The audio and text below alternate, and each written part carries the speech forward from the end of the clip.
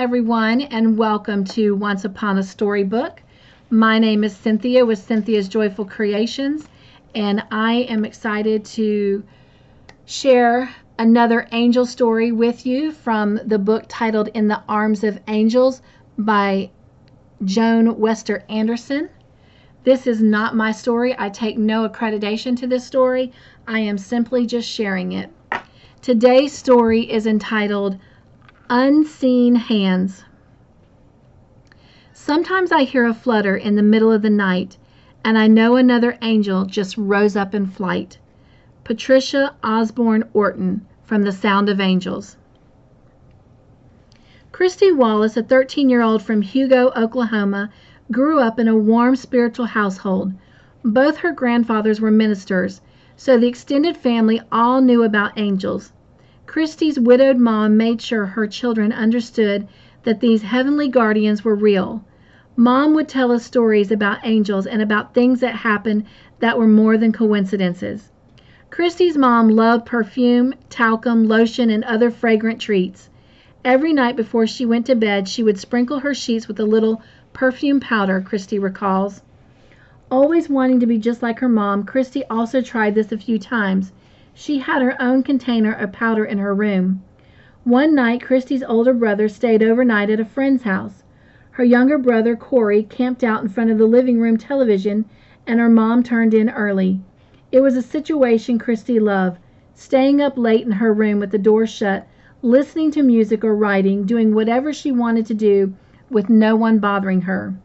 Christy had a happy night, and about 1 o'clock in the morning, she decided to go to bed. She knelt and she said her night prayers and then decided to sprinkle some of her perfume powder across her sheets. I grabbed a handful and tossed it, then turned out the light. Sometime later, Christy awakened. She was lying face down, choking. It felt like her lungs were bursting because she couldn't get any air. Was this a terrible dream? No, the room was pitch dark, and although Christy tried to call her mother, she could only gasp. I couldn't seem to get up either, she explains. In horror, she realized that she had sprinkled far too much talcum across her bed and inhaled the excess while she slept. Now she was suffocating. "Lord help me," was all she could murmur. Suddenly, Christy's bedroom door flew open and the light came on. She heard no footsteps, but someone whacked her back just once. The blow was hard, but air instantly filled her lungs. She could breathe again. Slowly, Christy rolled over, expecting to see her brother Corey. But there was no one in her room. The entire house was as quiet as it had been all night. Shaken and still breathing hard, Christy stumbled out of bed, went in and awakened her mom. Christy's mom was astonished and immediately searched the house. Corey was sound asleep in the recliner alongside the snoring dog, and obviously hadn't heard anything. His mother awakened him, and the three went back into her bedroom. "Christy, tell me again how it happened," her mom said. "Are you sure you weren't dreaming?" "No," Christy was adamant. "I felt this huge hand hit me." "Just a minute, honey. Turn around." Christy's mom lifted the back of Christy's t-shirt. She gasped. "Look over your shoulder at the mirror," she told her daughter. Christy did.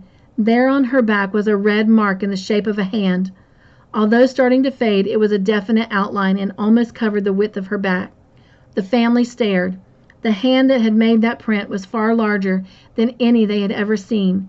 It could have only come from one place. Today, Christy remembers the event as specifically as if it happened last night. The mark faded, but the memories didn't. I cannot describe how comforting it is to know that God loves us so much that He sends angels whenever we need them. Well, thank you for joining me for this Once Upon a Storybook story about the angel under unseen hands. And I look forward to joining you next week for yet another angel story. So until then, stay safe, be joyful, stay crafty in your own way, and make your own joyful creations. And I will see you again soon. Bye.